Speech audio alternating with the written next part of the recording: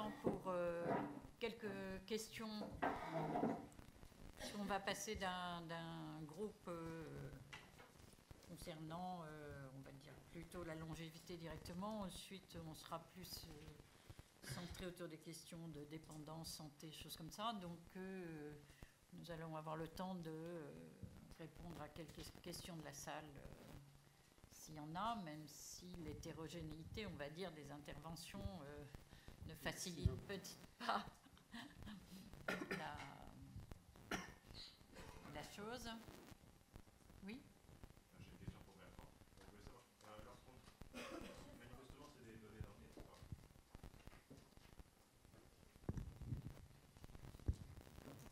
Manifestement, c'est des données d'enquête. Lorsqu'on demande aux gens combien est-ce qu'ils sont prêts à réduire leur consommation pour augmenter leur risque de survie, c'est toujours leur risque de survie aujourd'hui, ou est-ce qu'on peut considérer des risques de survie demain, après-demain, etc. J'imagine que là, il y a énormément de biais lorsqu'on a ce type d'enquête. Oui, alors pour les enquêtes, hein, j'avais fait la distinction entre les données fortuites et puis les données expérimentales. Donc je crois assez peu, vraiment très peu aux expérimentations, et également je crois assez peu à ce qu'on appelle les évaluations contingentes, où on pose des questions aux individus, on leur demande entre cette situation-ci et cette situation-là, laquelle préférez-vous? Parce qu'on leur demande de se mettre en situation, de répondre avec la plus grande sincérité possible, mais les enjeux étant nuls, on n'est pas tout à fait certain de la qualité des réponses. Alors les enquêtes dont il s'agit, hein, c'est extrêmement étroit, mais j'ai à peu près tout dit sur ce qu'il y avait à dire sur la question. C'est véritablement les travailleurs de l'industrie, des gens qui ont, étant donné leur formation, la possibilité de gagner un petit peu plus dans tel secteur ou dans tel type de poste, plutôt que dans tel autre, en prenant éventuellement plus de risques. C'est aussi fragile, aussi limité que ça. Mais ce sont les données où la mise en situation de choix est la plus vraisemblable. Voilà les données sur lesquelles reposent les estimations dont j'ai parlé.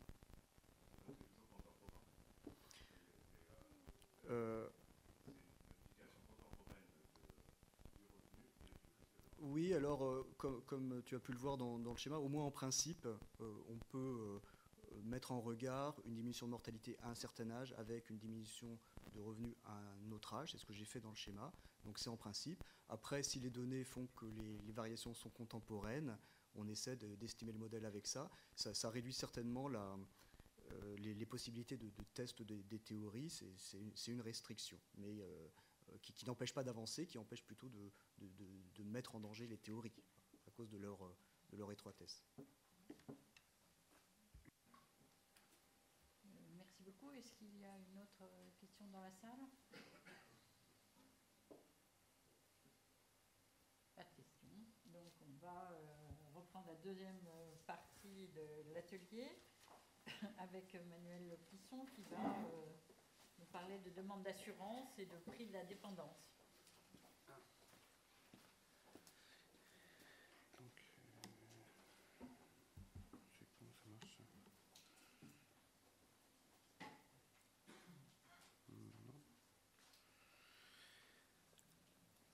Bonjour. Donc, moi, je vais vous parler donc d'un risque qui est lié au risque de longévité, mais qui est quand même un petit peu différent. C'est le risque dépendance. Je vais vous présenter donc un travail qui est en cours avec des chercheurs de l'Université Paris-Dauphine. Et dans ma présentation, je vais uniquement parler de la demande d'assurance et pas du prix de la dépendance.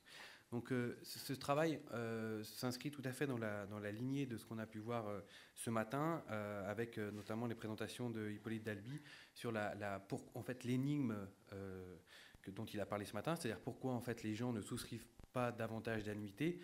On retrouve en fait typiquement cette énigme sur la demande d'assurance dépendance, et ce qu'on essaye de faire, c'est de répondre d'un point de vue théorique à cette énigme. Donc cette énigme de l'assurance dépendance, comment la caractériser? Très rapidement, hein, la dépendance, c'est à peu près 1 million d'individus aujourd'hui en France. On va avoir une augmentation d'à peu près 50% d'ici 2040.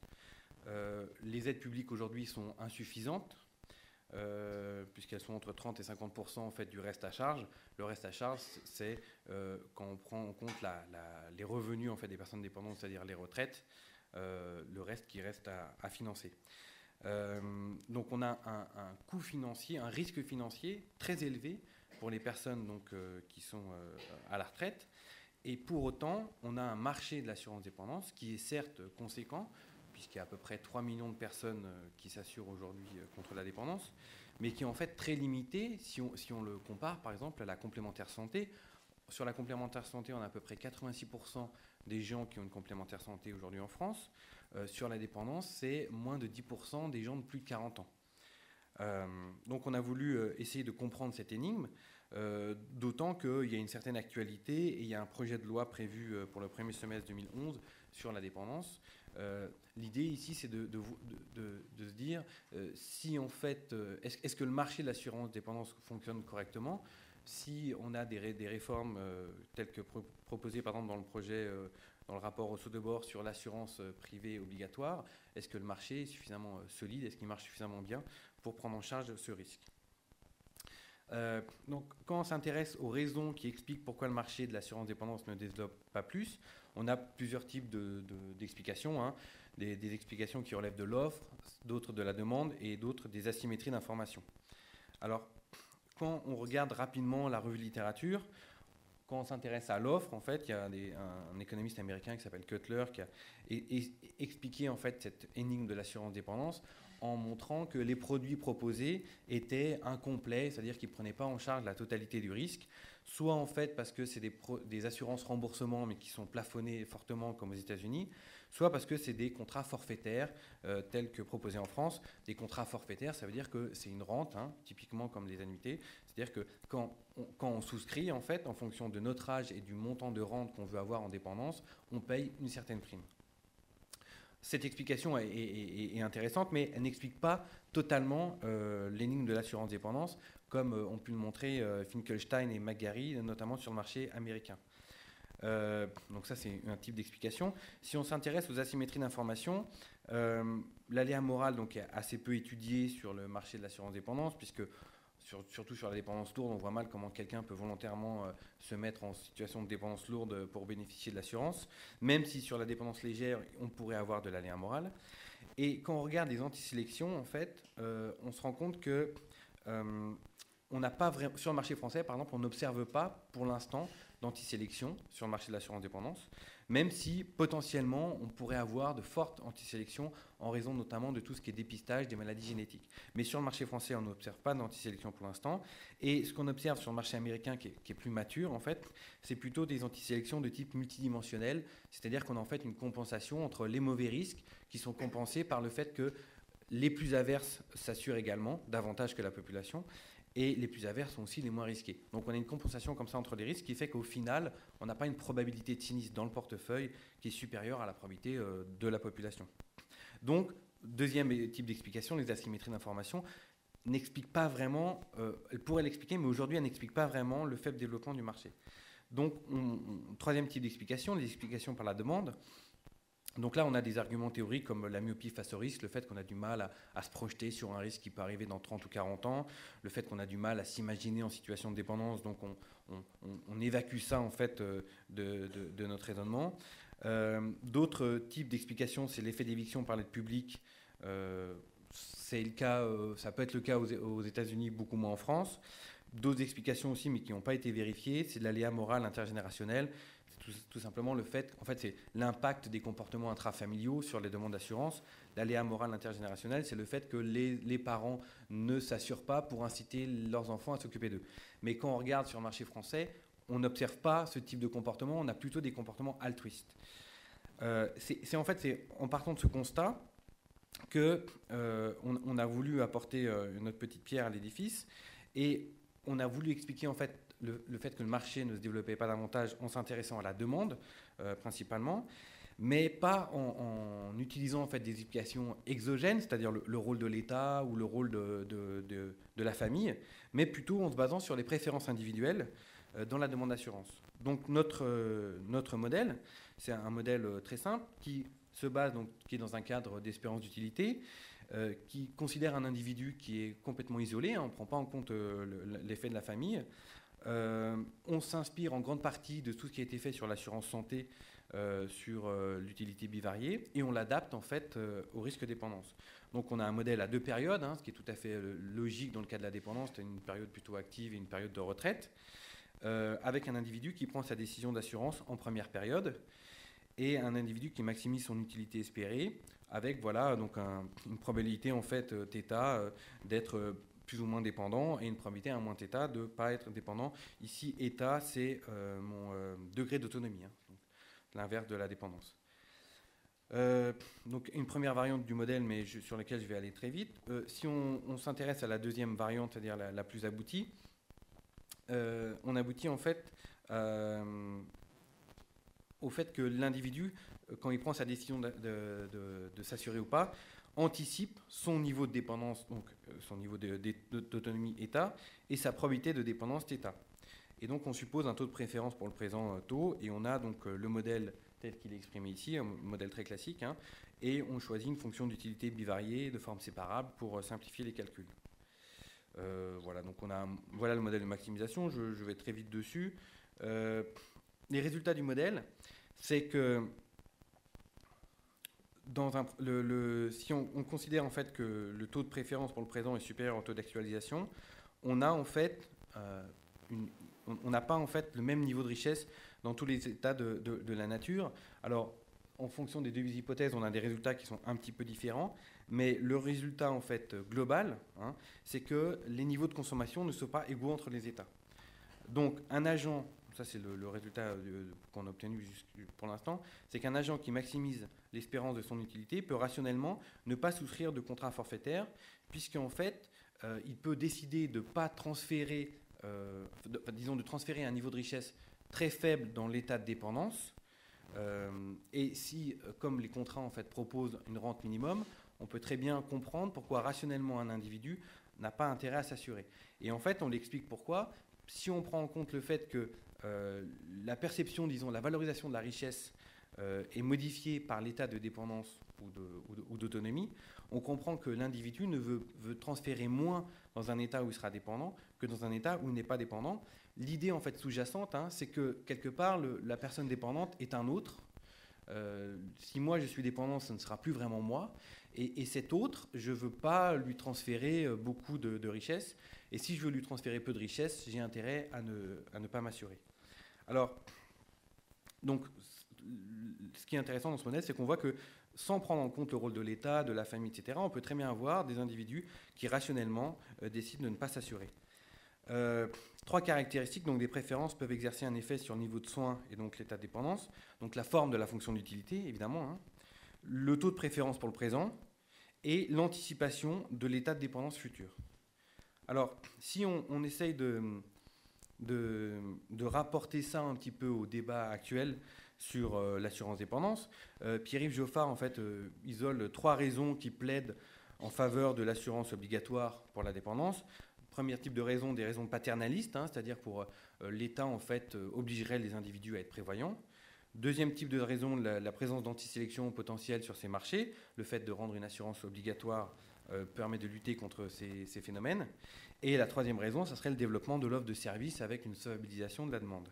En fait, notre article ici irait dans le sens d'une assurance obligatoire pour des raisons paternalistes, puisque une des explications de la faible demande d'assurance, c'est le fait que l'anticipation que font les individus de leur état de dépendance future est beaucoup trop élevée par rapport à ce qui serait dans la réalité. Et donc, ceci irait donc dans le sens d'une assurance obligatoire. Le problème, c'est que si on met en place une assurance obligatoire, le fait qu'avec notre petit modèle, le fait que les individus ne s'assurent pas davantage peut aussi s'expliquer par une forme de la fonction d'utilité particulière.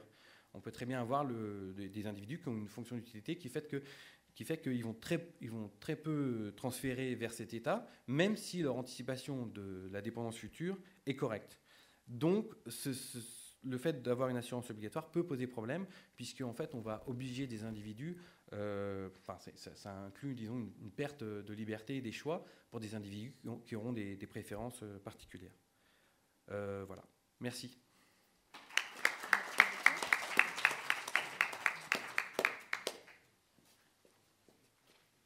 On va passer passer au prochain orateur, donc qui va parler de long terme aussi dans ces questions-là. Donc il s'agit de Jean Pinquet, qui est maître de conférence à Nanterre et à l'École Polytechnique. Voilà. Donc en fait, je vais parler du même sujet que Manuel Plisson. En fait, je ne vais pas exposer mon papier de recherche, qui est une analyse microéconométrique sur des contrats d'assurance de long terme et sur les comportements de résiliation. Comme il y a ce sujet qui est vraiment à la mode, et je vais montrer un autre point de vue. Moi, je ne suis pas emballé par l'assurance obligatoire, et je vais dire pourquoi, si vous voulez. Voilà, ce sera un exposé, disons, complémentaire. Je vais donc parler quelle est la place de l'assurance dans, disons, le financement des coûts de la dépendance. Alors, le plan de la présentation, c'est rappeler très brièvement le risque de dépendance, mais ça a déjà été fait. La place de l'assurance dépendance, quelques chiffres, et puis donc le point principal, ce seront quelles sont les voies de développement de l'assurance dépendance. Alors, si on parle du risque de dépendance, ce qu'il faut savoir, c'est qu'il y a à peu près, donc en se restreignant à la dépendance irréversible, il y a à peu près une chance sur 5 pour un individu de passer par une phase, un épisode de dépendance irréversible avant de tirer sa révérence. En gros, hein. Plus pour les femmes, moins pour les hommes. Ça augmente avec l'âge, ça augmente avec le temps calendaire de ce qu'on vit de plus en plus longtemps. Mais c'est l'ordre de grandeur. La durée de vie moyenne d'un épisode, c'est un peu plus de 5 ans, ce qui fait que l'espérance de vie en dépendance, c'est un peu plus d'1 an. Et d'ailleurs, ça se voit puisqu'il y a à peu près 1 million de personnes dépendantes en France et qu'une classe d'âge, c'est 800 000 personnes. Le coût total de la dépendance, alors là, je ne saurais pas vous dire exactement ce qu'il y a derrière le chiffre. Peut-être que ça inclut la dépendance partielle, monsieur Plisson va sûrement mieux savoir que moi. Enfin, on cite un peu plus de 20 milliards d'euros, donc c'est-à-dire un peu plus de 1% du PIB. Et ça va augmenter, bien entendu. Alors, la place de l'assurance dépendance, Manuel Plisson l'a dit, c'est à la fois beaucoup parce que le marché de l'assurance dépendance est le deuxième marché au monde après celui des États-Unis, mais c'est fort peu en termes de contribution au coût de la dépendance. Les chiffres donnés par la FFSA, c'est 400 millions d'euros de primes en 2009, 128 millions de prestations, donc ne croyez pas que les assureurs se gavent, en fait c'est parce que c'est un produit en capitalisation et qu'il est en phase de monter en régime, peut-être qu'il se gavent, on en reparlera à la fin. Mais on voit bien que même dans une phase, si on restait à 400 millions d'euros de primes, et disons que si on arrivait si le système se stabilisait, la contribution, vous voyez, à 20 milliards serait très faible, de l'ordre de 2%. Bon. Alors, je vais parler donc des voies de développement de l'assurance dépendance. Donc l'argument fort, bien sûr, pour le développement de la dépendance, c'est ce que Philippe Trainard appelait le dernier hold-up des baby-boomers, c'est-à-dire il faut que la génération du baby-boom autofinance plus le coût de sa dépendance. Et ça, je pense que ça peut faire consensus, mais ça fait même, j'imagine, sûrement consensus. Mais ce qu'on doit en déduire pour l'assurance et le développement de l'assurance, c'est peut-être pas forcément, disons, de l'ordre du consensus. Alors, par exemple, si on regarde ce qui se fait, donc, ce qui est proposé, on peut faire de l'obligation d'assurance, on peut faire de la préconisation, je parlerai de l'expérience singapourienne, et on peut faire, bien sûr, des incitations. Vous avez encore permis d'être un peu libéral. L'obligation d'assurance, donc c'est ce qu'il y a dans le rapport de Valérie Rousseau-Debord, qui propose une assurance dépendance obligatoire pour les plus de 50 ans. On ne dit pas d'ailleurs, et pour les moins de combien, parce que je ne suis pas certain que les assureurs soient intéressés par proposer des produits d'assurance aux jeunes filles de 85 ans, ni qu'elles aient forcément envie de l'acheter, mais voilà. Préconisation, c'est le plan Eldershield de Singapour. Je vais rappeler un peu, c'est une expérience très intéressante qui s'est déroulée dans les dernières années. Et puis incitation, ce qui est important, bien sûr, dans l'incitation, c'est que la demande d'assurance dépendance, elle est influencée par le poids des autres vecteurs d'autofinancement de la dépendance. Alors, l'expérience de Singapour, l'expérience qui est appelée Eldershield, ça avait consisté à enrôler en 2002 les Singapouriens de 40 à 70 ans. Ils avaient une option de sortie que très peu ont utilisée, 15% seulement, et s'ils ne l'utilisaient pas, ils rentraient automatiquement dans un schéma d'assurance dépendance. Il y avait quelques assureurs agréés. Donc c'est une expérience qui a beaucoup marqué et qui est toujours citée par ceux qui préconisent donc une assurance ou obligatoire ou fortement préconisée. Très peu avaient utilisé l'option de sortie, mais beaucoup ont résilié. 38% la première année, probablement beaucoup qui n'avaient pas compris qu'ils avaient été enrôlés par défaut, et ensuite il y a eu des résiliations importantes. Alors on voit bien que l'assurance dépendance, voilà, c'est quand même dur de la vendre et de la faire garder. Il faut savoir que quand on résilie, on est perdant, parce qu'il y a une provision au contrat qui est perdue, hein, et ce sont des contrats avec un front-loading très important. Alors d'abord, qui a vraiment envie d'acheter de la dépendance ? Moi, mon point de vue, mais c'est quand même d'abord des gens qui ont un patrimoine transmissible, parce qu'un assureur parle de protection financière, c'est vraiment ça, c'est-à-dire on veut se protéger, on veut protéger son patrimoine transmissible contre les coûts de la dépendance. Donc c'est clairement les ménages aisés qui ont une motivation à acheter de l'assurance dépendance. C'est beaucoup moins clair pour des ménages, par exemple, qui ne sont pas propriétaires de leur résidence principale et qui n'accumulent pas de patrimoine. Ils auront beaucoup moins de motivation. Quand on regarde les taux de pénétration de l'assurance dépendance aux États-Unis, alors bien sûr, il y a l'effet d'éviction par les politiques publiques, par Medicaid, mais dans le premier quartile de revenus, le taux de pénétration, c'est 0 quasiment, et dans le quartile le plus supérieur, c'est 3 fois la moyenne. Donc on voit bien que, alors je ne sais pas ce qu'il en est en France, mais c'est très fort. Donc les ménages, en tout cas, qui ont un patrimoine non négligeable, ont les moyens d'autofinancer leur dépendance. L'espérance du coût de la dépendance, quand on est en bonne santé, c'est-à-dire susceptible d'acheter un contrat d'assurance dépendance, c'est à peu près 25-30 000 euros si on divise 25 milliards par 20 milliards et quelques par 700 ou 800 000. Quand on est en bonne santé, bien sûr, en dépendance, il faut multiplier par 5. Le patrimoine d'un ménage propriétaire de sa résidence principale, en moyenne, c'est des centaines de milliers d'euros. Donc si on fait un système de prélèvement sur l'ensemble du cycle de vie, je m'aperçois d'ailleurs que je ne sais plus si j'ai zappé, non. Oui, quand j'avais présenté la phrase de Philippe Trainard, il y avait les différents modes de financement, et je ne l'ai pas dit oralement, mais les différents modes de financement, c'est bien sûr des cessions d'actifs, c'est aussi, d'ailleurs Nicolas Sarkozy l'a cité là dans sa prestation télévisée, la récupération sur héritage. In fine, quand le ménage disparaît, on peut faire de la récupération sur héritage des épisodes de financement sous-financés. Donc en tout cas, il y a de quoi, de dépendance sous-financée. Il y a largement de quoi, si vous voulez payer la dépendance pour les ménages qui ont du patrimoine. Et évidemment, tous les autres modes d'autofinancement sont des sortes d'incitation à acheter de l'assurance dépendance. Donc il y a une voie de développement de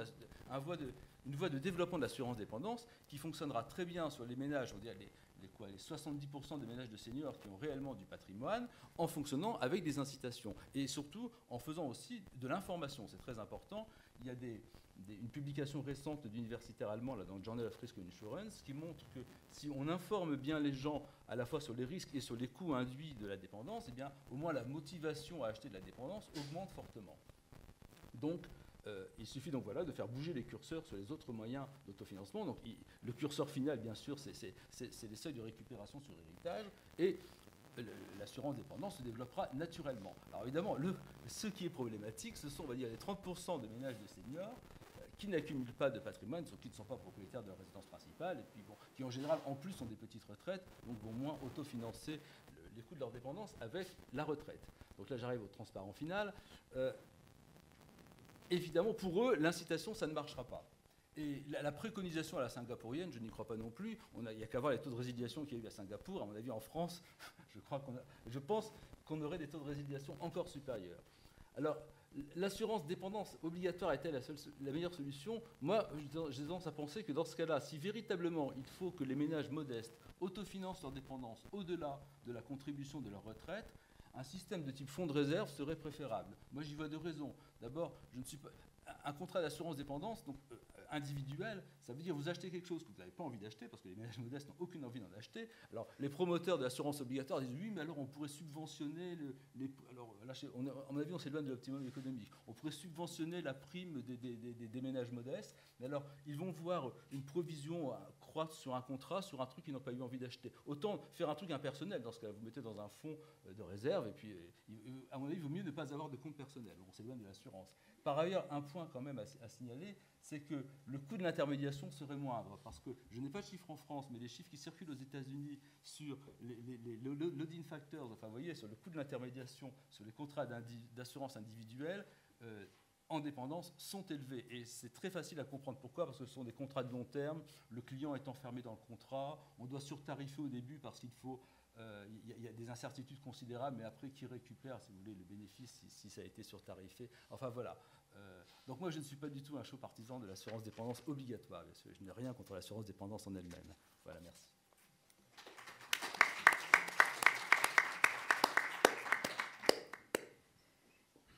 Peut-être avant d'amorcer un débat, donc on va entendre Sébastien Noué, toujours sur cette question de perception du risque de dépendance, et dans le cas de la France plus particulièrement.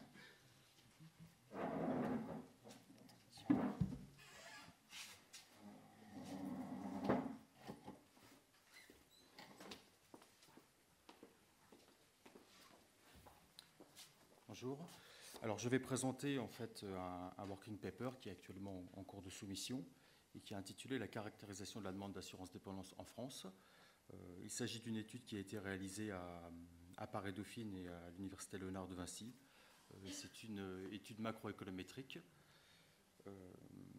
où l'on modélise en fait la probabilité de souscription aux produits dépendance actuellement proposés, c'est-à-dire la rente viagère différée, qui consiste à verser une rente de montant prédéterminé à l'avance à la souscription. Donc cette approche, cela correspond à l'approche forfaitaire qui s'oppose à l'approche indemnitaire qui consiste à rembourser l'intégralité des soins. Donc ici, la méthodologie utilisée est la modélisation logistique avec validation bootstrap. On utilise une base de données, on modélise grâce à une base de données de 100 000 individus à l'échelle d'une région où des tests de représentativité ont été effectués afin de démontrer que par rapport à l'ensemble des variables qui sont utilisées, on a une représentativité relativement importante par rapport à la population française en général. Ce que l'on constate aujourd'hui, c'est que le marché de la dépendance est très peu développé.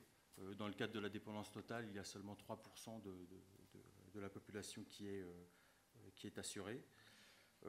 Néanmoins, cette étude, en fait, s'efforce de mettre en valeur les niches qui peuvent exister et savoir si ces niches constituent un bon potentiel de développement pour l'assurance dépendance, quoi. Alors, les variables explicatives du modèle sont les revenus, le patrimoine financier, l'âge de souscription, le sexe et la catégorie socio-professionnelle, quoi. Afin d'améliorer la robustesse et la prédictibilité du modèle, on fait des croisements entre ces différentes variables que je n'ai pas le temps d'exposer ici. Cette étude montre dans un premier temps que ce sont surtout les femmes qui sont réceptives à l'offre de souscription dépendance. Elles ont en moyenne une probabilité 3 fois plus importante que les hommes de s'assurer aux produits dépendance. On remarque aussi que les cadres supérieurs et professions libérales ont une forte tendance à refuser l'assurance dépendance. Cela est sûrement dû au fait que, ayant un capital suffisamment, assez important, ou suffisamment important pour ne pas avoir à souscrire ce genre de produit. C'est une conjecture, bien entendu.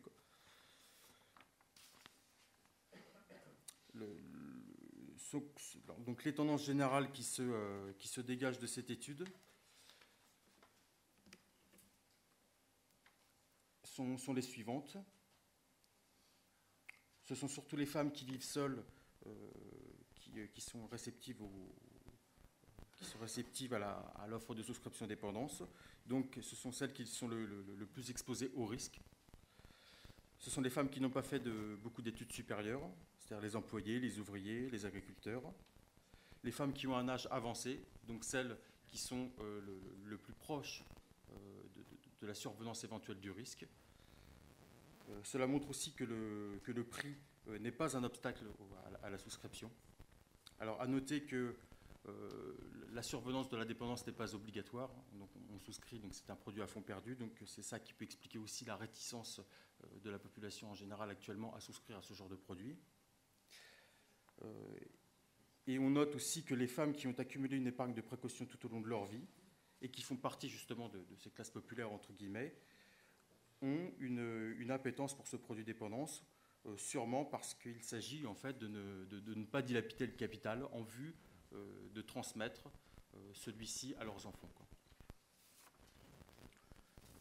Au final, cette étude montre que il y a un bon potentiel de développement du marché de la dépendance en France, car les profils sensibles dégagés deviendront proportionnellement plus importants dans les décennies à venir, compte tenu de l'évolution de la démographie.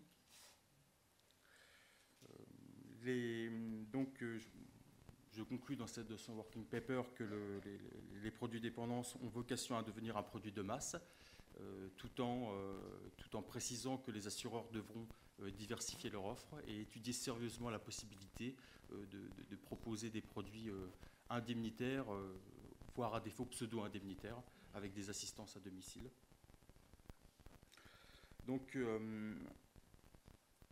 En parallèle de cet aspect, de ces interprétations sociologiques, ce modèle microéconométrique appliqué à l'assurance est aussi un outil d'aide à la décision pour les assureurs qui pourront l'appliquer en fait à leur propre portefeuille pour essayer d'affiner, d'élaborer au mieux leur politique commerciale. Aussi, derrière cette étude se cache le problème qui n'a pas été abordé dans ce working paper du partage public-privé du marché de la dépendance.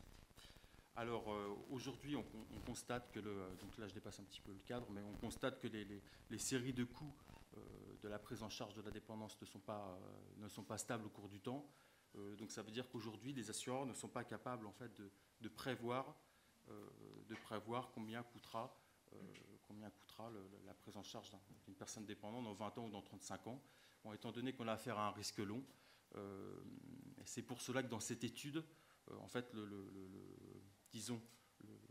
le produit proposé, le produit étudié est le seul produit proposé aujourd'hui, c'est-à-dire le produit forfaitaire avec une rente de montant prédéterminé à l'avance. Mais disons que tant que les séries de coûts ne se stabiliseront pas, il sera difficile pour les assureurs de proposer un produit purement indemnitaire. Donc à défaut, pour s'adapter et pour développer d'autant plus, pour avoir d'autant plus de chances de développer leur portefeuille, ils devront proposer des produits pseudo-indemnitaires.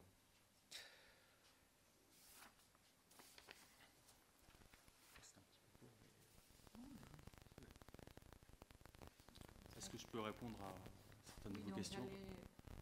Excusez-moi, mais de manière générale, avant de passer la parole à Brigitte Dormont, je pense qu'on vient d'avoir 3 exposés sur la dépendance d'une manière ou d'une autre, et donc je propose qu'on aborde le débat sur ce point, alors directement avec l'orateur ou avec les autres intervenants dans cette direction. Ah, j'ai oublié de mettre ça.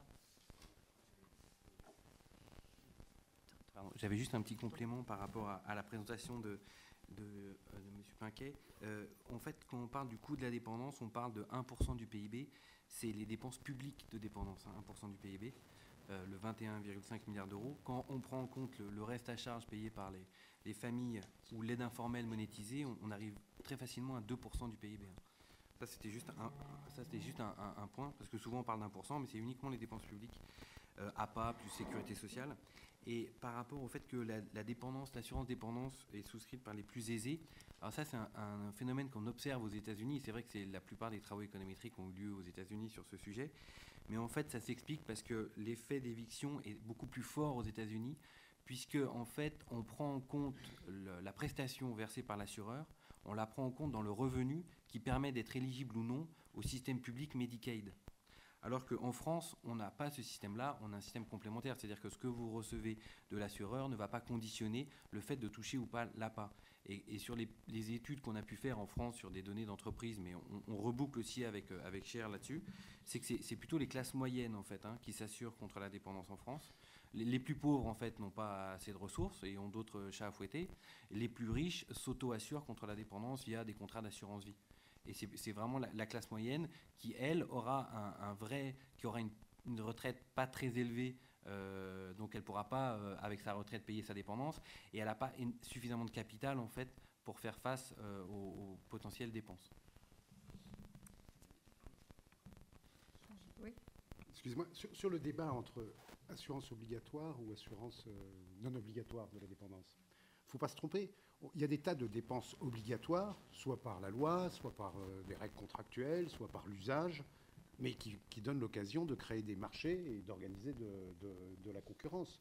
Donc une dépense soit obligatoire en soi et pas quelque chose qui serait dommageable. L'assurance automobile, elle est obligatoire de par la loi, sinon personne ne s'assurerait. C'est comme ça, il y avait le débat dans les années 50 sur le sujet, donc c'est obligatoire de par la loi, c'est pourtant pas un impôt. Pourquoi? Parce que le marché est organisé avec un certain niveau de concurrence. Et je crois que dans l'assurance dépendance, il y a aussi cette dimension-là. L'assurance multirisque habitation, elle est obligatoire par les règles contractuelles, parce que c'est comme ça. C'est dans les règles contractuelles, si vous avez un bâtiment, vous êtes obligé de vous assurer. Sauf si vous êtes complètement isolé au milieu d'une montagne, les propriétaires du bien et du champ autour. Bon, et c'est assez très diffusé. Dans le cas de l'assurance santé, ce n'est pas obligatoire, mais ce n'est pas vraiment une assurance, c'est de la gestion de trésorerie. Dans le cas de la dépendance, s'il n'y a pas une obligation qui vient de la société, ça ne se diffusera pas. Pourquoi? Parce que le risque est lointain, non seulement il est difficilement perceptible, il est extrêmement lointain. Et s'il n'y a pas d'assurance obligatoire, il y a quand même une obligation de couverture de par la société. Et qu'est-ce qui est aujourd'hui en déficit? C'est les déficits des régions qui payent pour l'assurance dépendance, qui de facto créent une forme d'obligation, créent une obligation implicite de couverture. Donc je crois qu'il y a... Moi, je voudrais répondre. Si on fait la comparaison avec l'assurance de responsabilité civile, automobile, c'est un contrat de court terme sur lequel il y a une concurrence féroce. Chaque année, vous pouvez changer de crèmerie. Sur l'assurance dépendance, c'est un contrat de long terme. Je crois d'ailleurs que le Sénat avait proposé à un moment donné aux assureurs qu'il y ait une portabilité des contrats d'assurance. Et les assureurs ont dit, écoutez, on n'est pas chaud, quoi. Donc il y a des différences à ce niveau-là. Et puis donc, comme je l'ai dit, moi j'ai pas tous les chiffres. C'est vraiment, je ne prétends pas être un expert sur ces sujets-là, mais il y a d'autres moyens d'autofinancer la dépendance, hein, puisqu'il y a de l'argent dans le patrimoine. Et donc après, les gens, ils peuvent faire des choix suivant leur motivation à léguer, suivant plein de choses. Enfin, si vous voulez. Donc c'est pas voilà. Deux petites choses. Quand j'ai utilisé en fait les trois raisons qui plaident pour l'assurance obligatoire que citait Pierre-Yves Joffard, c'est une assurance obligatoire, mais ça ne préjugeait pas du caractère public ou privé de l'assurance obligatoire. Ça, c'est un autre débat de savoir si ça va être public ou privé. La deuxième chose aussi, c'est par rapport à l'assurance obligatoire. Il y a évidemment, si on prend une assurance obligatoire privée, il y a évidemment la question de que fait-on des gens qui n'ont pas les moyens de se payer une assurance. Ça, c'est la première question. Puis il y a surtout une question qu'on voit moins de prime abord, c'est comment on gère la transition. Parce que cette transition, elle va avoir un coût assez fort entre le système actuel et un système financé par l'assurance privée. Que fait-on, par exemple, des gens qui ont 70 ans aujourd'hui, c'est-à-dire qui sont trop vieux pour souscrire une assurance privée et qui, a priori, dans 15 ans, ne bénéficieront plus de l'APA si on doit avoir un nouveau système. Les coûts de transition, j'ai rencontré des gens de Bercy, pour eux, c'est colossaux.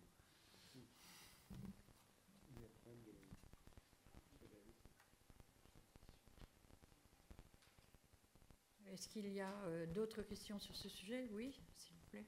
Par rapport à la présentation de Sébastien, je me demandais si vous aviez des informations sur les couples, et notamment sur les différences d'âge au sein d'un couple, parce que je me dis que ça, c'est une information importante quant à la probabilité de se retrouver seul, et à la volonté de souscrire ce type d'assurance. Vous faites vraiment la distinction peut-être entre les femmes seules et les femmes mariées, mais je me dis qu'une femme seule avec un monsieur très âgé, pourrait éviter des formes de se retrouver seul.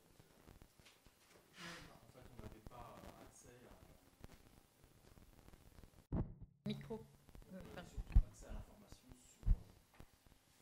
On avait surtout accès à l'information en ce qui concerne l'assuré.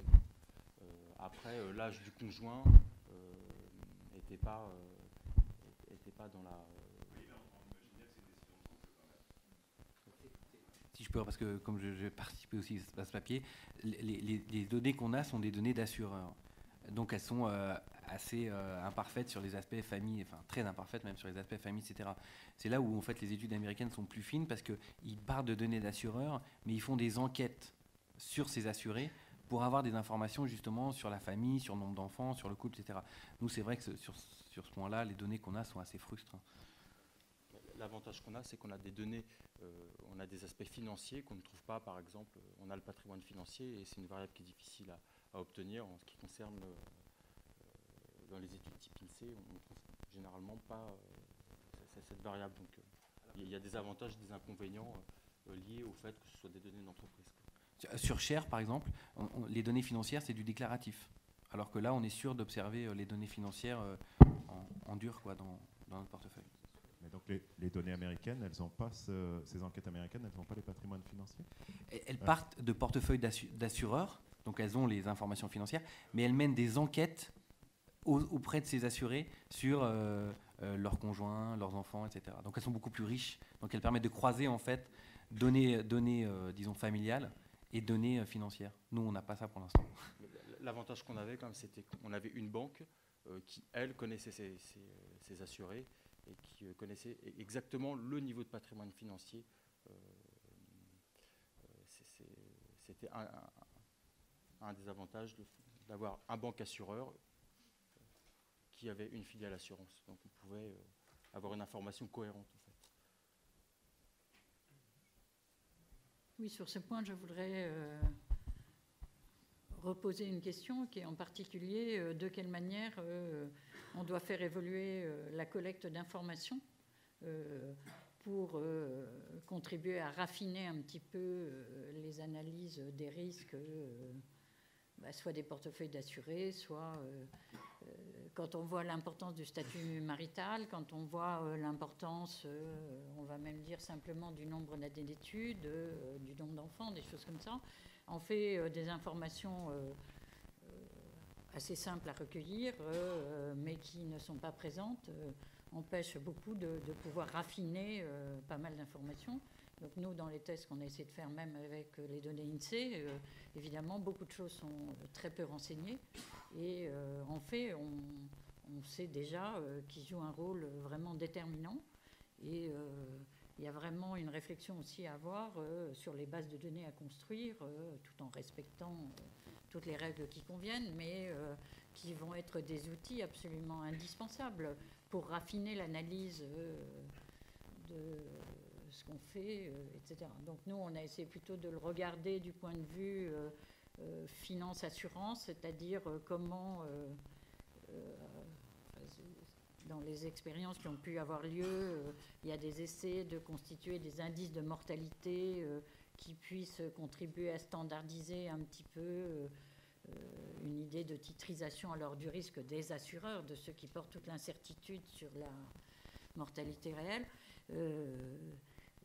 Bon, donc là aussi, la question de qu'est-ce qu'on sait des données, qu'est-ce qu'on récolte et quelle information on peut avoir, à la fois sur le plan national et sur le plan individuel, est un enjeu très important, mais qui, si il est réfléchi, peut vraiment contribuer à améliorer il y a une vue plus différenciée du risque que ce que révèle le risque global. Évidemment, du point de vue macro, cette vision globale est importante, mais dans les faits,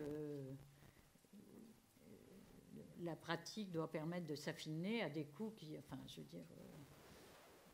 à la fois, donc c'est un problème général, et comme on a aussi les moyens donc, de représenter, de simuler de manière plus fine, il y a aussi cette opportunité, cette expérience à essayer de construire de manière, on va dire, robuste, avec de nombreux problèmes statistiques, mais qui me semble être une voie assez indispensable à associer parallèlement à toutes les questions très complexes qu'on a pu évoquer.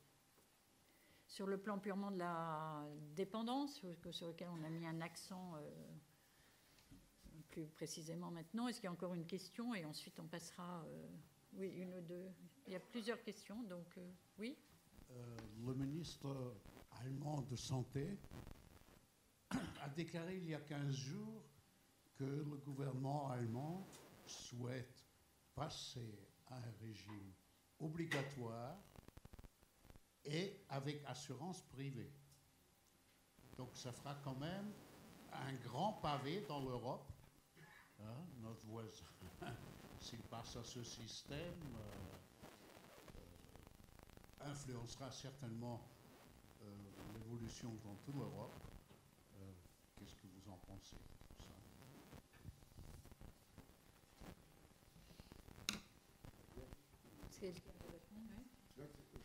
Moi, ce qui m'a frappé cette année, c'est qu'on a vu début 2010 une publication dans un journal d'ophtalmologie anglais, enfin une revue de médecins. Bon, on peut faire un texte prédictif à partir du fond de l'œil, à une dizaine d'années en avant, de probabilité d'avoir une maladie neurodégénérative.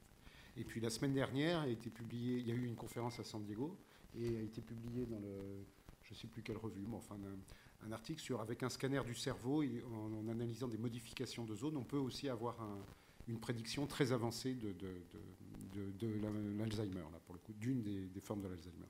Donc on est au bord, mais vraiment au bord, d'avoir des tests prédictifs. Et si on a des tests prédictifs, il n'y a plus de débat, parce que si l'assurance est facultative et qu'il y a des tests prédictifs, ça ne marche pas. Enfin, c'est par construction. Donc, voilà, c'était ça que je voulais.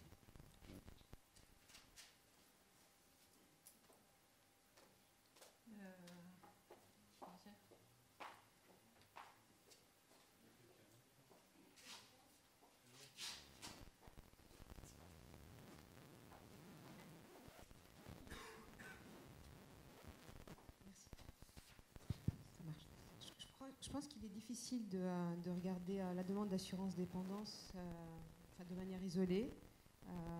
Je pense qu'il faut quand même prendre en compte les autres éléments qui composent le patrimoine, qui composent le portefeuille des ménages. Dans le cas de la France, différentes données d'enquête que nous avons. Donc, je pense plus précisément aux données d'enquête de l'INSEE, les enquêtes patrimoine, donc dans lesquelles on a énormément d'éléments à la fois concernant les caractéristiques individuelles, mais également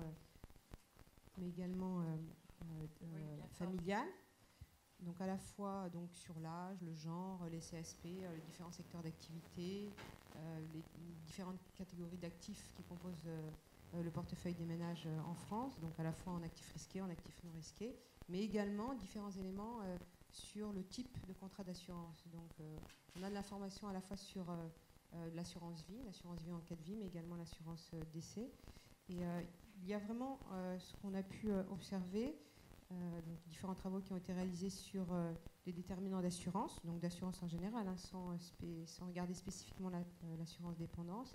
Eh bien déjà, donc, en traitant de l'assurance vie, que ce soit en cas de vie ou en cas de décès, donc on a pu observer que les différentes catégories d'actifs qui étaient détenus dans le portefeuille des ménages eh bien, permettaient d'arbitrer différemment en matière de choix, de décision d'acquérir des contrats d'assurance vie, que ce soit encore une fois d'assurance vie en cas de vie ou d'assurance décès. Le fait d'avoir de l'immobilier, ça ne va pas impacter de la même manière. Le fait d'avoir des actions, des obligations dans son portefeuille n'impactera pas de la même manière. Et en matière d'assurance vie, ce qu'on a pu montrer, c'est qu'il y avait un accroissement de la dotation d'assurance vie avec l'âge, là pour tout type de ménage, plus particulièrement pour les catégories plutôt pour les indépendants, plutôt que pour les salariés par exemple du secteur public, pour les employés du public. Donc un accroissement de l'assurance vie avec l'âge. À l'âge arrivé à des âges proches du départ à la retraite, il y a une désaccumulation. Et autre résultat assez surprenant, c'est quand on arrive à des âges plus élevés, donc 70-75 ans, donc là on a de nouveau une assez forte accumulation en assurance vie. Donc là on pourrait interpréter de la manière, ce qui a été un peu dit, c'est que ça serait un produit de substitution, enfin un produit qui pourrait davantage se rapprocher d'un contrat d'assurance dépendance. Donc je crois qu'il faut vraiment prendre en compte aussi les autres éléments du patrimoine. Bien sûr, le genre a une importance. Encore une fois, toutes les différentes variables, différents déterminants que vous avez cités, mais je crois qu'encore plus, les autres catégories d'actifs permettent aussi, en tout cas, de comprendre le comportement de détention des ménages en matière d'assurance. Merci beaucoup. Il y a encore une question devant. Ce sera la dernière avant de... Pardon ? Ah oui. Bon, donc, l'avant-dernière. Bon, je vais me limiter à une question. Je pourrais en avoir des dizaines. Enfin, ce que j'ai noté des interventions, et dont je vous remercie, c'est que quelque part, il y a peut-être bien un produit d'assurance dépendance pour chacune des catégories de population. Aussi bien pour celles qui ont un patrimoine élevé que pour les dames âgées qui sont de milieux modestes, qui ont accumulé une épargne tout au long de leur vie et qui n'hésitent pas devant le prix de l'assurance dépendance et qui l'achètent quand même. Alors, j'ai quand même beaucoup de questionnements par rapport à la formation du prix de l'assurance dépendance et par rapport à la façon dont on va l'imputer et dont on va l'imputer aux assurés que nous sommes tous potentiellement. Alors, le premier questionnement, il a été évoqué, c'est qu'en fait, du caractère longitudinal du risque, on a une assez forte méconnaissance sur la façon dont le risque va se dérouler dans le temps et surtout sur la façon dont il va évoluer. Et actuellement, les produits individuels d'assurance dépendance, c'est des produits qui restent chers et pas seulement à cause des chargements de distribution et de gestion, mais également à cause d'une information encore très incomplète que l'on a sur le risque. Et il serait d'ailleurs amusant de croiser une hypothèse que prennent régulièrement les tarificateurs ou les assureurs en assurance dépendance, qui est que lorsque l'on souscrit en couple, on a une ristourne de moins 10%, avec les travaux de M. Bensoussan, qui montrent bien une mortalité différenciée. entre les personnes qui vivent seules ou les personnes qui vivent en couple. Donc, gros questionnement sur le prix. Et ce questionnement sur le prix a un impact sur la forme des contrats d'assurance. C'est-à-dire que si, et j'en ai déjà parlé hier, si il se trouvait, on n'en est pas très loin, qu'on trouve un remède à la maladie d'Alzheimer, on fait tomber 40% du risque sur GIR1 et GIR2. Donc on change totalement la nature du risque, on en change totalement le prix. Et donc l'évolutivité du risque doit avoir comme contrepartie des clauses de participation aux bénéfices pour les assurés. Parce que les assureurs ne se font pas faute d'avoir une clause de révision du tarif à peu près ad libitum. Et la contrepartie devrait être des clauses de participation aux bénéfices qui, pour l'instant, sont plutôt rares sur le sujet et sont d'ailleurs extrêmement difficiles à calculer. Deux remarques complémentaires sur le prix. Je pense que le contexte Solvency II va poser un sérieux problème par rapport au prix de l'assurance dépendance, puisque c'est un risque qui va mobiliser des fonds propres de façon importante, ne fût-ce que par les calculs de marge de solvabilité en contexte Solvency I, et probablement plus encore en contexte Solvency II. Alors, dernière réflexion sur le prix, j'en resterai là. On a parlé, je pense on a surtout parlé d'assurance individuelle. Mais l'alternative sur l'assurance collective peut être une alternative forte qui mixte des approches à la fois obligatoires et facultatives. Et sur lequel les incitations d'éductibilité sociale qui est prévue par la loi Fillon, etc., peuvent jouer. Mais là encore, je pense que les assureurs ont énormément de travail à faire sur la formulation du contrat. Mais l'assurance collective peut tout à fait être un moyen de baisser le prix de l'accès à l'assurance dépendance, de même que ça a été le cas en santé. Et il y aura également d'autres parallèles à faire entre le prix d'une assurance individuelle santé et une assurance individuelle dépendance. Actuellement, une assurance individuelle santé n'a quasiment plus aucun intérêt, puisque c'est une gestion de trésorerie, mais qui maintenant est chargée à 20% en frais de gestion, plus 9,6% en taxes, donc est chargée à 30%. Une assurance individuelle en santé n'a quasiment plus aucun intérêt. L'assurance complémentaire santé, le pronostic, c'est qu'elle survive par l'assurance collective, puisque du fait du partage entre part patronale et part salariale, et l'attachement des partenaires sociaux à cette assurance-là, elle survivra par la collective. Donc, à mon avis, sur la dépendance, il y a vraiment une voie à explorer, qui est celui de la collective. Oui, donc, oui, il y a encore une autre question, mais bon, peut-être qu'on la prend, peut-être elle recoupe une partie, puis à ce moment-là, donc vous gardez bien en mémoire. Bon, en fait, elle est complémentaire de l'intervention d'avant. Il faut savoir qu'aujourd'hui, en France, il y a un autre type d'assurance dépendance qui existe dans les mutuelles de la fonction publique, dans la plupart d'entre elles, qui existe depuis 1996, donc qui est un petit peu plus récente que les formules individuelles qui ont été lancées par une institution de prévoyance en 1985, mais qui aujourd'hui constituent le plus gros du marché en France, en tout cas en nombre de personnes.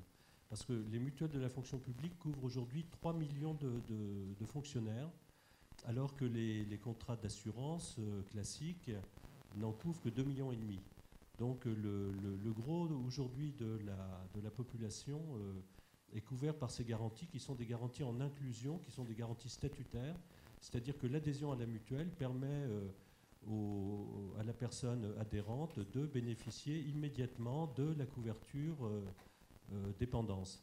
Alors c'est une couverture dépendance sous forme de rente viagère, mais en plus elle est très souvent accompagnée d'actions sociales qui permettent d'ajuster tous les ans, d'avoir des services qui sont vraiment ajustés au cas particulier tous les ans. Voilà. Donc ça, personne n'en parle, mais je pense qu'il fallait vous préciser ce point-là. Merci beaucoup de cette information complémentaire. Donc, je vous propose que vous répondiez. Juste pour répondre donc à vos différentes questions, sur les différents produits en fonction des catégories de population, tout à fait d'accord avec vous. C'est vrai qu'aujourd'hui, l'assurance en rente concerne en fait qu'un type de population. On pourrait imaginer par exemple le fait qu'on ait une assurance quand on est déjà dépendant, c'est-à-dire une personne qui a un petit capital pourrait arriver avec son petit capital et s'assurer non pas contre le fait de devenir dépendant, mais contre la durée en dépendance. Ça, c'est des produits qu'on n'observe pas aujourd'hui. Pareil pour le viager, c'est-à-dire on peut avoir des gens qui sont une catégorie de la population avec des très faibles revenus, mais un immobilier assez conséquent. Et ça, c'est des produits qui sont très très peu développés en France. Donc oui. Sur le deuxième point, sur le prix de l'assurance, c'est vrai qu'on a des S sur P aujourd'hui qui sont très très faibles, mais c'est difficile de savoir si c'est entre guillemets l'assureur qui se gave ou pas, parce que c'est des risques qui sont tellement longs qu'on saura que dans 20 ans si vraiment le prix était élevé ou pas. Sur la participation au bénéfice qui est le symétrique, tout à fait d'accord, ça serait tout à fait logique d'avoir un symétrique au fait de réviser les prestations. Par rapport à Solvency II, c'est vrai que Solvency II charge beaucoup plus en capital les investissements en actions et donc à ce titre pourrait, comment dirais-je, rendre difficile, disons, enfin rendre moins, augmenter en fait le prix de l'assurance puisqu'on ne bénéficierait pas du fait d'investir à long terme sur des produits a priori plus risqués. Il y a la seule petite remarque, c'est quand même la prime de liquidité ou d'illiquidité qui est dans le KISS 5, dans les spécifications KISS 5, est censé régler ce problème quand même, puisqu'on prend en compte la durée d'investissement dans la valorisation du capital. Donc ça devrait quand même être une réponse. Et par rapport à l'assurance collective, oui, c'est vrai que ça serait une très bonne, enfin, ça serait une meilleure façon que l'assurance individuelle, mais ça pose la question de la portabilité des contrats. Parce que autant dans la santé, on a toujours une probabilité d'être malade, même si elle peut augmenter avec le temps, autant dans la dépendance, on a une probabilité quasi nulle pendant 25 ans d'être dépendant, et puis elle augmente au moment où justement on part à la retraite ou on change d'entreprise. Je vais répondre aussi en ce qui concerne le prix. On observe actuellement, enfin plus depuis ces 30 dernières années, un phénomène de compression de la morbidité, c'est-à-dire que vous citiez tout à l'heure, mais si on découvre un remède pour Alzheimer, normalement le programme médical il se fait sur l'allongement de la durée de vie en validité, et la durée de vie en invalidité est comprimée. On n'est pas encore, on n'est jamais sorti de ce cadre depuis 30 ou 40 ans, donc en fait on pense qu'on ne va pas sortir a priori de ce cadre. Jusqu'alors ça n'a jamais été observé, quoi. Il y a eu des études qui ont été faites aux États-Unis, 2 grandes enquêtes qui ont été faites en France, et on observe jusqu'alors, depuis 30 ou 40 ans, un phénomène de compression de la morbidité. Il y avait Freyes, qui était un médecin anglo-saxon, qui avait fait cette conjecture, sans données empiriques, dans les années 50, dans les années 60, de phénomène de compression de la morbidité. Donc, lorsqu'on calcule le prix, si on intègre le phénomène de compression, on est plutôt en surtarification. L'assureur est plutôt en surtarification. Merci beaucoup. On va passer Après, c'est sûr que les portefeuilles ne sont pas en rythme de croisière, tout ça qu'il peut y avoir c'est compliqué, mais... Donc on va passer la parole à Brigitte Dormont qui va apporter aussi un éclairage, en particulier sur la dernière question. Oui, si vous voulez bien, je vais rester à ma place parce que je n'ai pas de... Ça me permet de voir ma présentation. Donc merci beaucoup. Donc, c'est vrai que je suis un peu un objet différent dans cette table ronde puisque je ne vais pas du tout parler de dépendance mais de dépenses de santé. Et je ne vais pas non plus parler de financement, mais plutôt d'analyse des causes de la dépense, de la croissance des dépenses de santé. Tout ceci en rapport avec des travaux que j'ai réalisés pour analyser les causes de la croissance des dépenses de santé et notamment pour examiner de plus près la menace que constituerait le vieillissement de la population. Quand j'entends parler de risque de longévité, je comprends très bien le terme puisqu'il s'agit ici de réfléchir à de l'assurance dépendance, mais en même temps, cela contribue à renforcer l'idée générale que le vieillissement de la population est la première cause de croissance des dépenses de santé, alors que ça n'est absolument pas le cas. Donc je crois que c'est très important de tordre le cou à cette idée et de bien faire comprendre que la croissance des dépenses de santé, c'est un phénomène qui est en rapport avec nos décisions. Ce n'est pas du tout un processus que nous subissons à cause d'un vieillissement exogène de la population. Celui-ci joue de manière plutôt marginale sur la croissance des dépenses de santé. Donc je vais vous donner ici les intuitions. Donc, grande question, le vieillissement peut-il submerger nos systèmes de santé? Pourquoi pose-t-on la question ainsi? Parce que c'est ce qu'on lit quasi quotidiennement dans la presse. Les dépenses de santé vont augmenter et, premier argument, le vieillissement de la population. Quand on regarde des études déjà très anciennes sur données macroéconomiques, en fait, on constate que les estimations ne montrent pas d'influence importante de l'âge sur la croissance des dépenses de santé. Il y a souvent une influence significative, mais extrêmement faible par rapport à d'autres facteurs. Et quand on regarde les prévisions réalisées par des organismes comme l'OCDE, et puis j'ai contribué à un travail avec des collègues de l'OCDE pour faire des prévisions de ce type sur des équations macroéconomiques, on voit qu'on prévoit, prenons par exemple l'Europe des 15, qui est les chiffres que j'ai retenus ici, on prévoit une forte augmentation des dépenses de santé, de la part des dépenses de santé dans le PIB pour l'Europe des 15 à l'horizon 2050, donc il passerait de 7,7% en 2005 à 12,8% en 2050. Et dans cette augmentation de 5 points, seulement 0,6 points serait dû au changement démographique tout compris, c'est-à-dire y compris la croissance de la taille de la population et pas seulement les effets de changement de structure liés au vieillissement. Donc ceci donne un premier cadrage qui montre que les ordres de grandeur ne sont pas ceux que l'intuition commune a en tête, c'est-à-dire que le vieillissement joue certes dans la croissance des dépenses de santé, mais de manière relativement marginale par rapport à d'autres facteurs. Alors comment peut-on avoir l'intuition des mécanismes en jeu? Donc ici, je donne une petite illustration pour bien faire comprendre ce qui se passe. Donc le raisonnement standard, et ce que tout le monde a dans sa tête, c'est le rapprochement de ces deux courbes. Donc ici, ce sont des données pour la France, mais on a exactement les mêmes éléments pour d'autres pays développés. Donc à gauche, nous avons le vieillissement de la population, donc qui est souvent mesuré par la croissance de la part de la population âgée de plus d'un âge défini par convention. Donc ici, c'est la croissance des plus de 65 ans, de la proportion des plus de 65 ans de la population française prévue par l'OCDE à l'horizon 2050.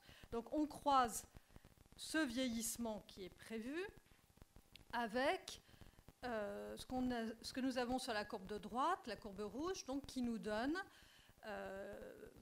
en moyenne individuelle la dépense de santé par individu en fonction de son âge.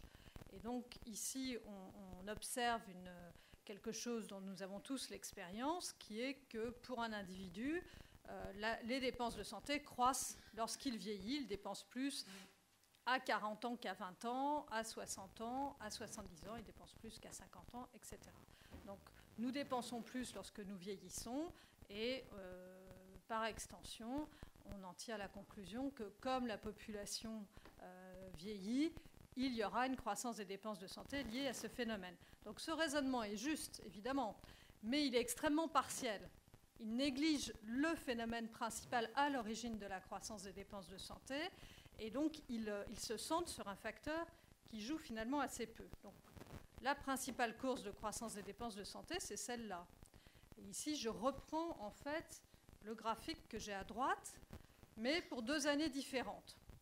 Donc ici, on a le profil, on a un phénomène qui n'est absolument pas démographique. À aucun moment, je ne prends en compte la taille de la population, la structure par âge de la population. Ce sont des moyennes individuelles de dépenses de santé par âge qu'on observe ici en 92 pour la courbe du dessous, la courbe bleue, et en 2000 pour la courbe rouge. Donc ce que nous observons, c'est qu'à tout âge, il y a un déplacement vers le haut de ces dépenses de santé par âge. Et ce phénomène est beaucoup plus... Alors c'est là l'accent que je voudrais mettre, donc par rapport même à toutes les réflexions sur la dépendance. Ce phénomène de croissance des dépenses de santé est beaucoup plus massif et beaucoup plus violent que le glissement de la proportion de personnes âgées dans la population. C'est-à-dire qu'ici, nous avons en 8 ans des évolutions d'environ 50% pour les tranches d'âge à partir de 50 ans. C'est-à-dire 50% d'augmentation des dépenses en 8 ans. Ce qui est rien comparé au glissement de la proportion de personnes âgées de plus de 65 ans sur la même période, qui est de moins de 2 points. Donc c'est pour cela que le vieillissement ne constitue qu'une cause relativement mineure, parce que le vieillissement de la population, c'est un phénomène qui est relativement lent, comparé à la croissance des dépenses de santé à âge donné. Alors maintenant, il faut interpréter ce glissement vers le haut du profil de dépenses par âge. Donc, on a évidemment en tête deux éléments explicatifs possibles. Une modification de l'état de santé à âge, donc à âge donné. Donc on parle de morbidité pour parler des maladies. Donc on pourrait penser que la morbidité aurait augmenté entre 92 et 2000. Mais comme l'a dit justement mon voisin, on a beaucoup d'éléments maintenant qui conduisent à supposer qu'on a plutôt une amélioration de la morbidité à âge donné, du moins dans des pays comme les États-Unis ou la France ou la Suisse. Là, il y a des éléments assez forts là-dessus. Un autre phénomène pouvant expliquer ce glissement vers le haut serait un changement des pratiques médicales à âge et morbidité donnée. C'est-à-dire qu'un diabétique qui a 50 ans en 2000 serait soigné avec des soins beaucoup plus coûteux en 2000 qu'un diabétique de 50 ans en 92.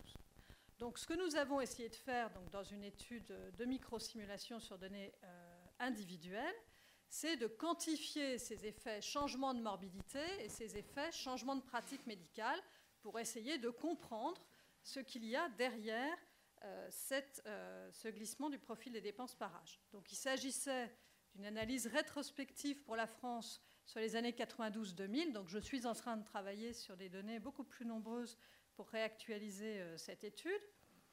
Et nous avions, ce qui est assez original, il y a assez peu de pays qui ont ça, une information individuelle très détaillée sur les maladies chroniques qu'ont les individus.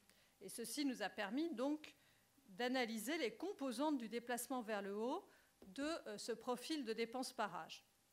Donc ici, ça devient un petit peu technique, mais disons que ce que nous avons ici en données observées, c'est je vais le mettre là. La courbe bleue, donc c'est ce que nous observons en 92, c'est ce que je vous ai déjà montré. La courbe en tiret rose, c'est ce que nous observons en 2000.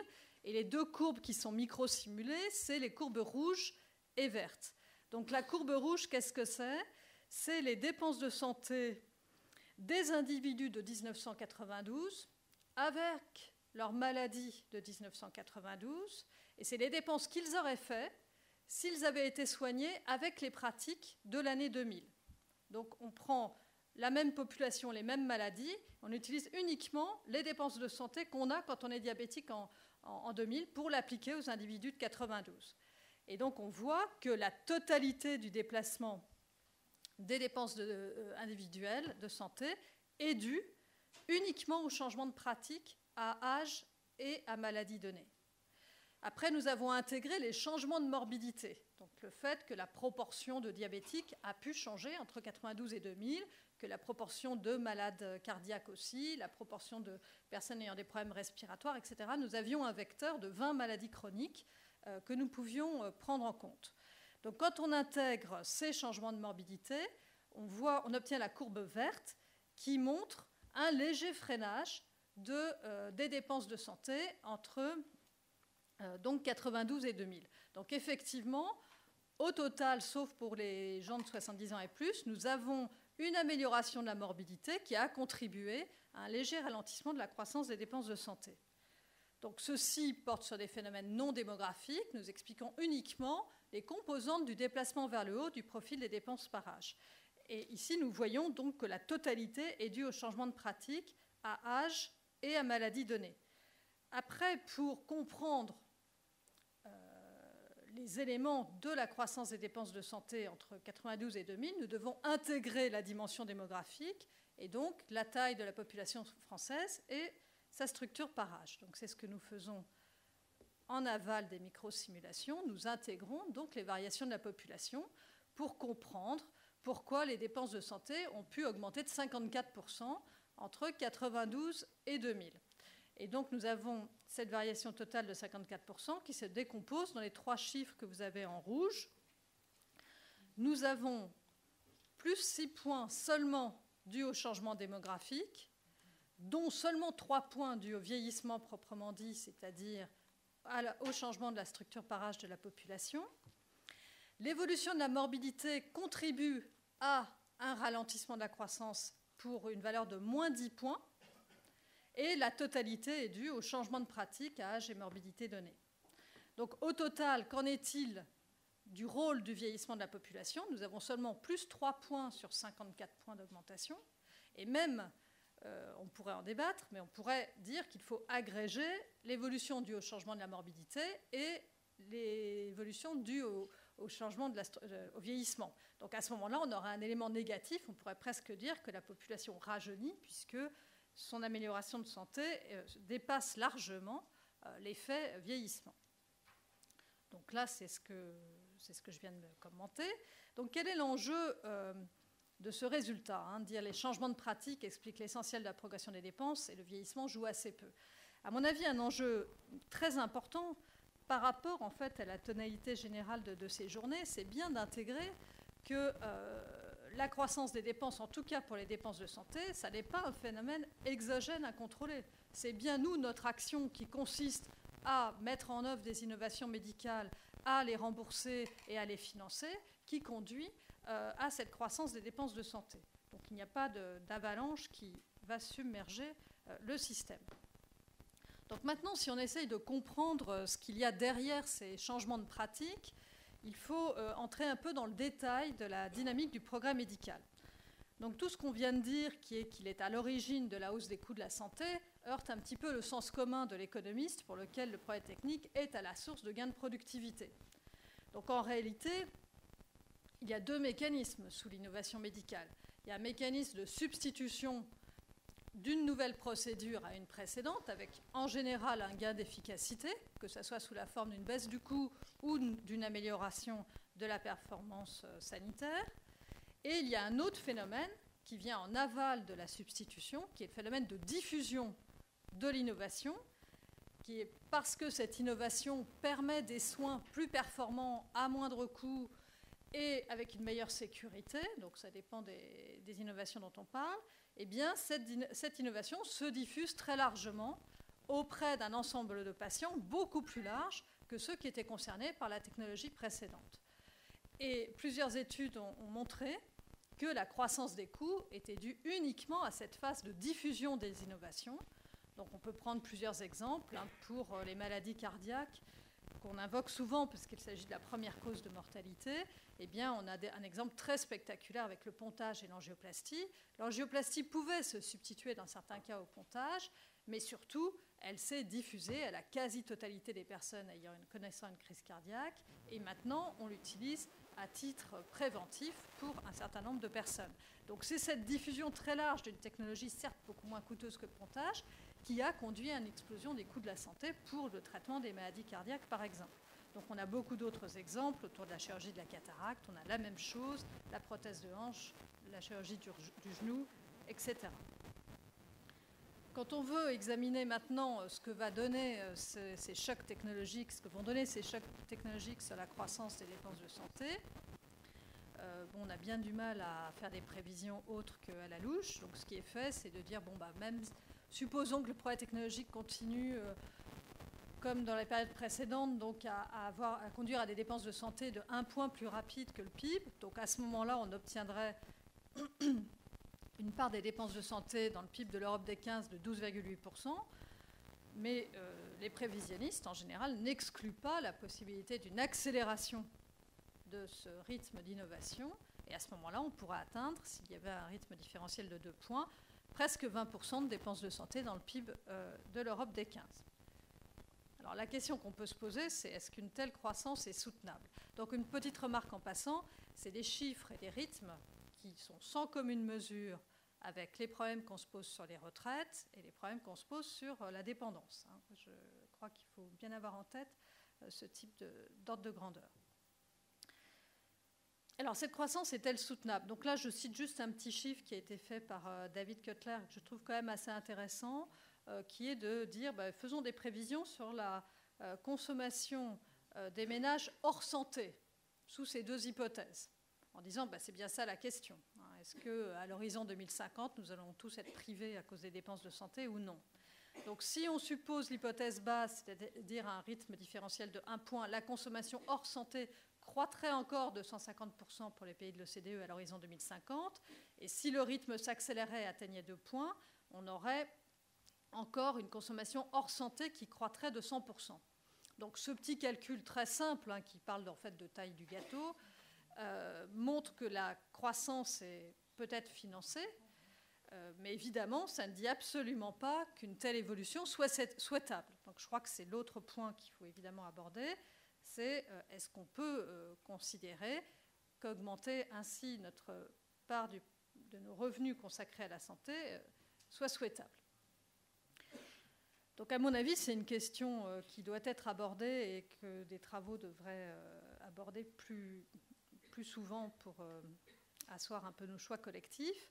Donc pour répondre à cette question, donc à la caractère souhaitable ou non de la croissance des dépenses de santé, il faut répondre à une première question qui est quel est l'impact des soins médicaux sur la longévité et la santé, et puis une deuxième question en aval qui est la valeur des gains en santé et en longévité est-elle supérieure ou égale au coût lié aux dépenses. Donc là, c'est un raisonnement économique assez simple. Donc peut-être pour accélérer, je vais passer l'impact des soins sur la santé. Donc c'est quelque chose qui est assez difficile à établir, mais maintenant on a quand même pas mal de résultats qui raccordent bien, qui établissent bien une fonction de production de santé liée à l'effort financier consacré à la santé. Alors la valeur des gains en santé, est-ce qu'on obtient une contrepartie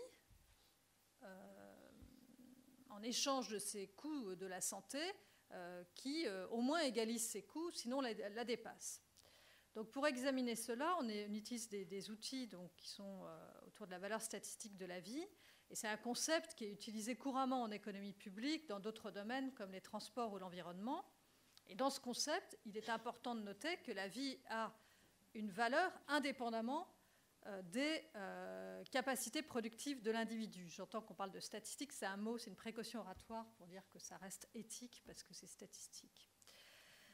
Donc je vais passer sur les aspects éthiques, donc dont on peut discuter après. Mais c'est très important de voir que la vie dans ce concept a une valeur indépendamment du taux de salaire de l'individu, du fait qu'il est actif ou non. C'est quelque chose qui a à voir avec les dispositions à payer des individus pour réduire un risque de mortalité. Alors en utilisant ce concept, on peut procéder à différentes opérations qui sont des opérations qui permettent de légitimer l'adoption d'une innovation technologique ou non.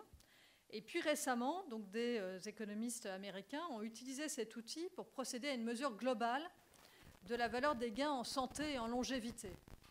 Et ils obtiennent un résultat tout à fait spectaculaire, à savoir que pour les États-Unis, entre 1970 et 2000, les gains en santé et en longévité auraient correspondu chaque année à une valeur équivalente à 32% du PIB américain, donc une valeur très supérieure. Donc là, on valorise en unité monétaire des biens qui sont éminemment non marchands, qui sont la qualité de vie, la longévité.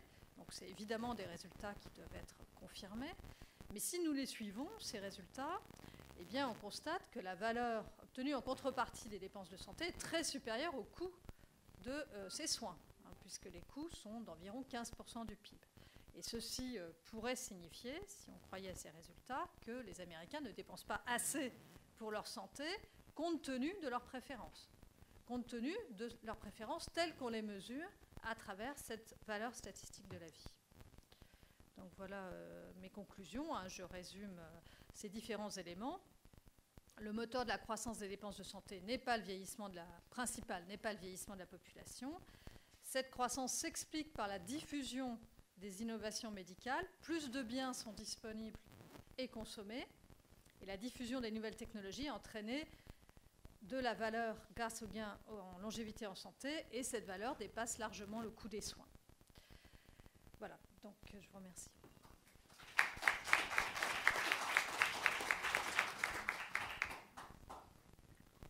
Merci beaucoup de cet éclairage qui montre combien tous ces problèmes sont complexes et de se mettre l'accent sur un aspect de la chose est toujours difficile et pas toujours super pertinent. Est-ce qu'il y a des questions dans la salle sur cet aspect-là? Pas dans la salle ou ailleurs. Oui, alors peut-être. Allez-y.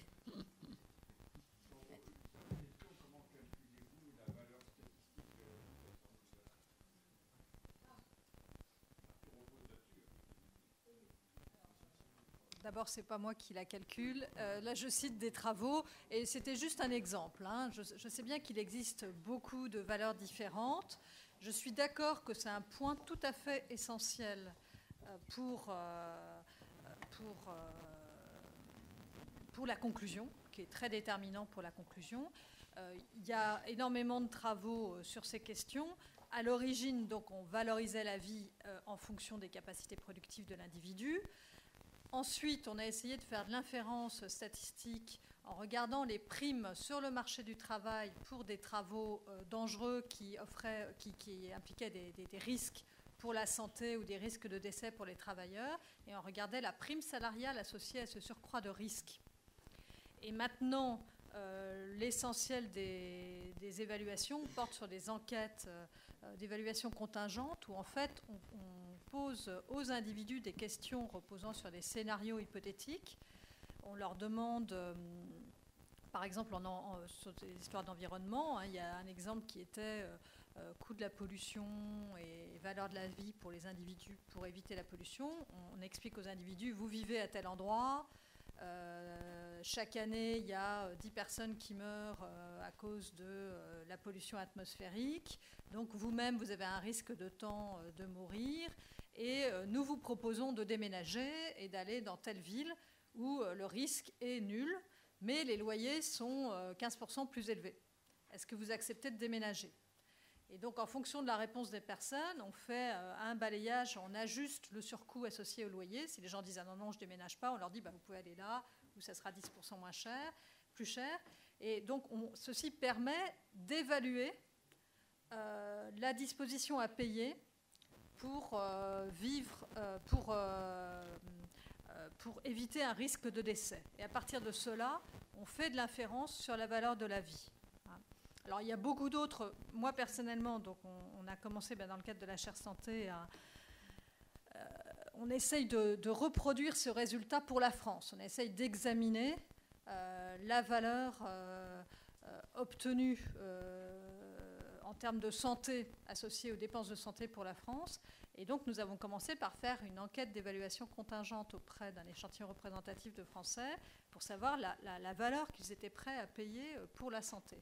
Et donc, on a une méthode un petit peu différente, mais on demande aux gens très précisément quels ennuis de santé ils ont, et on a un échantillon qui surreprésente les plus de 50 ans. Et après, on leur demande, on leur dit, mais si vous pouviez, donc vous êtes diabétique, on leur fait énumérer très clairement les ennuis dans leur vie qui sont causés par ce diabète. On leur dit, mais si vous pouviez être en parfaite santé, est-ce que vous seriez prêt par exemple, à accepter une baisse de votre revenu en échange de quoi vous seriez en parfaite santé ? Et avec cela, on fait de l'inférence statistique pour mesurer la disposition à payer des personnes pour la parfaite santé. Mais c'est vrai que la valeur de la vie fait l'objet de beaucoup de débats. On a observé qu'en France, elle diffère selon les secteurs de l'action publique concernés. En transport ou en environnement, elle peut varier. Et puis, en matière de sécurité routière, elle a beaucoup varié en France. Elle a été réévaluée de manière concomitante, si je crois bien, avec toutes les actions de prévention sur la vitesse. Je pense que Bertrand voudrait donner un complément de compléter la réponse de Brigitte. On a vu deux évaluations. Il y avait celle que j'ai évoquée qui était l'évaluation d'une vie statistique à un âge donné. Et Brigitte a parlé d'évaluation d'années de vie.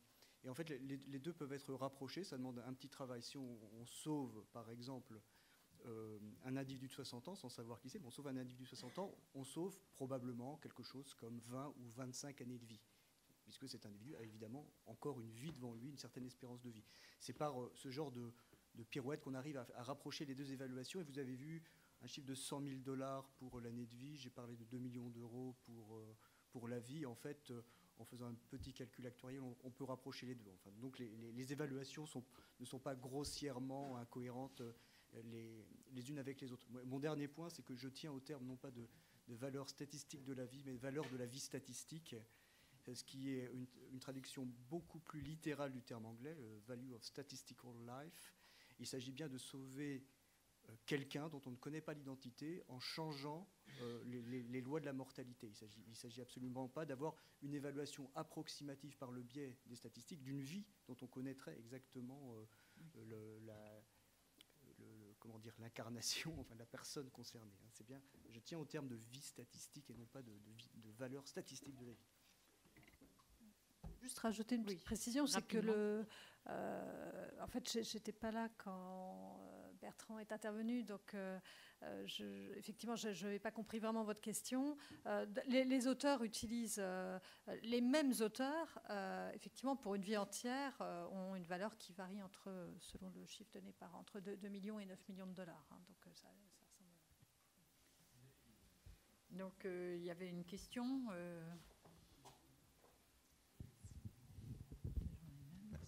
Je voudrais revenir sur l'argument de la diffusion des innovations médicales. Alors, on comprend bien que ça peut faire augmenter l'espérance de vie, mais ça devrait aussi réduire la dispersion des âges au décès.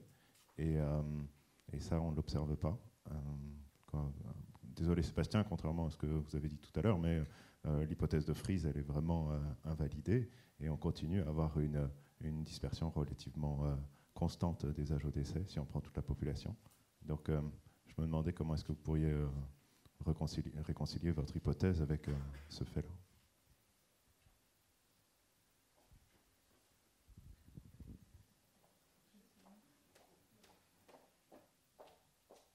Alors, ok, c'est une question pour moi.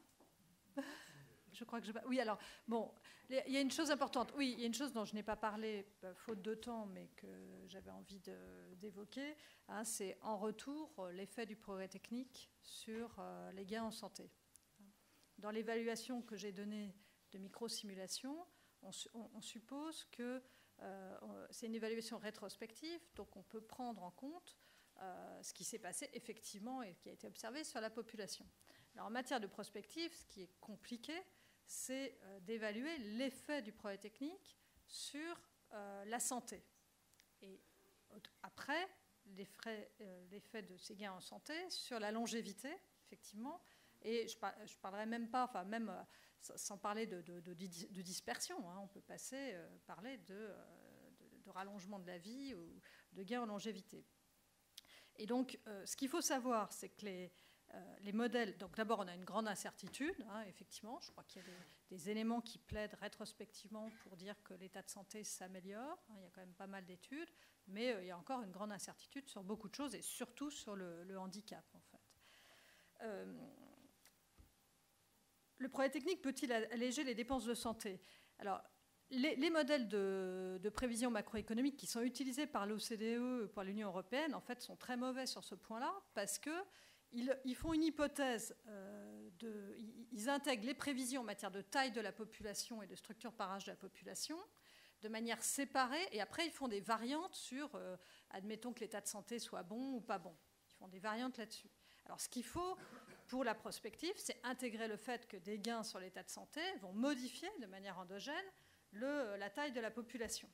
Et donc là, à ma connaissance, c'est seulement un modèle de microsimulation qui a été mis au point par la RAND qui fait cet exercice-là. C'est-à-dire qui intègre dans un modèle de chaîne de Markov l'effet potentiel de gain sur la santé, sur la taille de la population. Et donc là, les prévisions sont là assez vertigineuses, effectivement. C'est-à-dire que l'effet du progrès technique est assez radical. Si on a un progrès technique qui améliore la santé, en fait, on a toujours des surcoûts associés. C'est-à-dire, même si on fait des économies sur les soins médicaux grâce à l'amélioration de la santé pour le problème traité par l'innovation, en fait, ces économies sont largement compensées et dépassées par le fait que les personnes vivent plus longtemps et donc consomment des soins sur une période plus longue. Donc, en fait, les progrès techniques tendent à augmenter les dépenses de santé.